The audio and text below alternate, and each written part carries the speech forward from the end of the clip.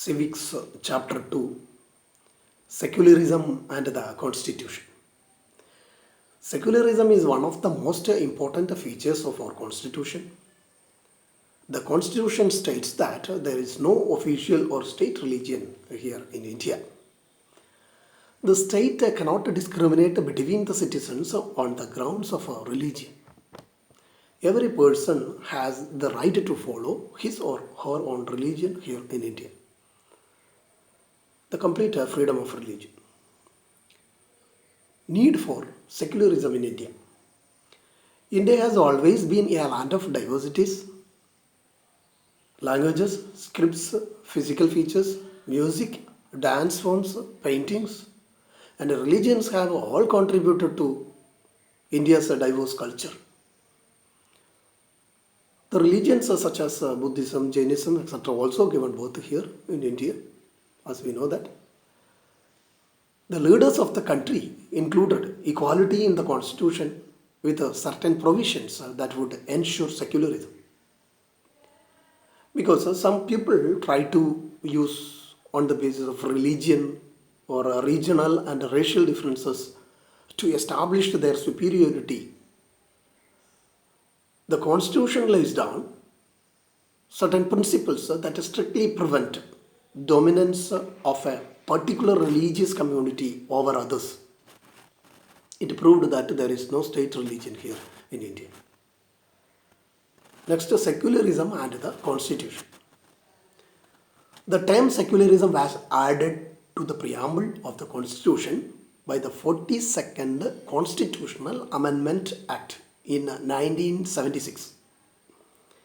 It describes that India as a sovereign, socialist, secular, democratic republic country. We studied all features of secularism. Number one, India has no official or state religion. The state does not promote any particular religion here in India.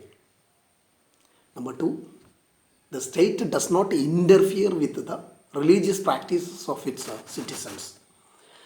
There is complete freedom of religion.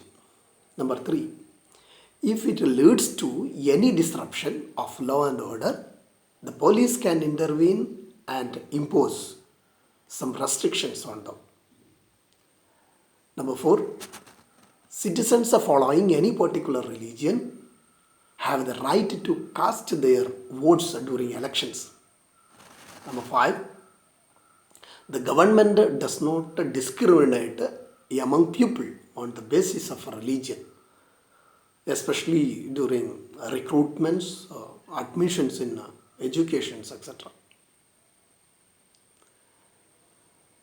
Number six, people have a right to build places of worship like churches, mosques, monasteries, temples, etc. The right to freedom of religion is one of the most important fundamental rights of the country. Next, fundamental rights. What is a fundamental right? The basic rights fundamental for living with basic dignity guaranteed to its citizens are called fundamental right. The basic rights fundamental for living with basic dignity guaranteed to its citizens are called fundamental rights. There are 6 fundamental rights that we studied earlier. They are: number 1, right to equality; 2, right to freedom; 3, right against exploitation; 4, right to freedom of religion; number 5, cultural and educational right; 6, right to constitutional remedies. Let us study in detail. Number 1, right to equality. All are equal before the law without any discrimination on the basis of religion, caste, creed, age, sex, race, etc.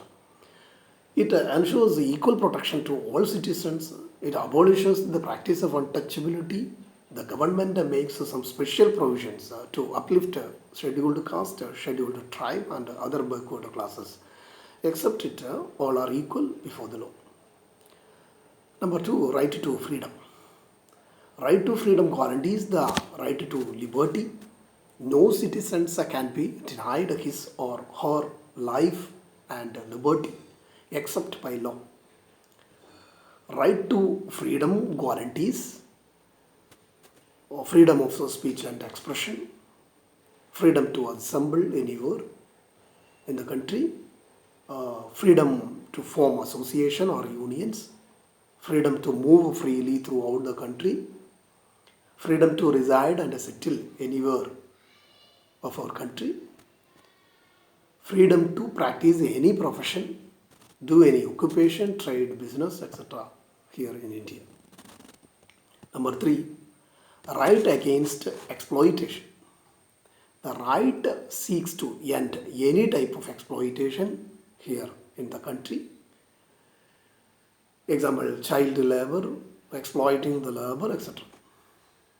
Number four, right to freedom of religion.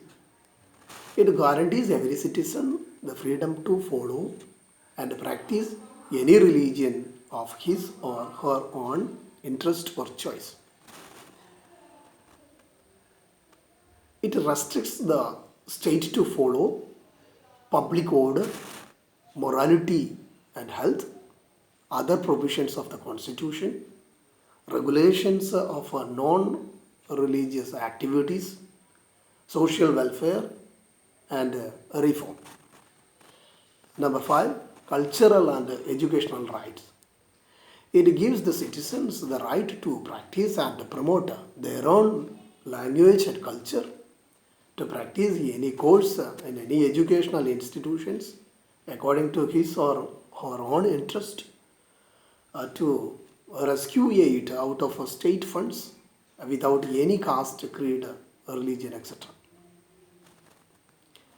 Number six, right to constitutional remedies. A person can approach the court if he or she feels the rights have been violated. The court issues writs to safeguard the citizens' fundamental rights.